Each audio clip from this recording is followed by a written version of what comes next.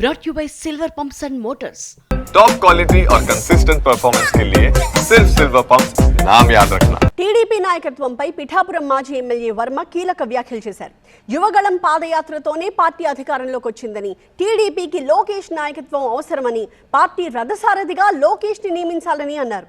టీడీపీకి భవిష్యత్ తరం నాయకులు ఉండాలని, టీడీపీకి 2047 ప్రణాళిక కావాలి అన్నారు మాజీ ఎమ్మెల్యే వర్మ. 2047 ప్రణాళిక చంద్రబాబు నాయుడు గారు నిర్ణయించి రాబోయే రోజుల్లో పార్టీ రథసారథి నారా లోకేష్ గారిని ఈ పార్టీని ఏదైతే మన గెలుపుకు కారణమైన పాదయాత్ర చేసి ఉన్నారో ఆయనకి రథసారథిగా ఈ తెలుగుదేశం పార్టీని ముందుకు నడిపించాలని చెప్పి కోరుతా ఉన్నాం.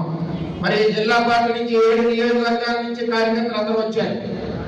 మరి మనకి పార్టీకి ప్రణాళిక ఉండాలా కావాలా, దీని ద్వారా మనం అధ్యక్షుడికి తెలియజేద్దాం. పార్టీకి భవిష్యత్తు ప్రణాళిక ఉండాలి, భవిష్యత్ తరం నాయకుడు మరి నారా లోకేష్ గారు ఉండాలి అన్న వాళ్ళందరూ కూడా చేతులెత్తవలసిందిగా కోరుతా ఉన్నాం.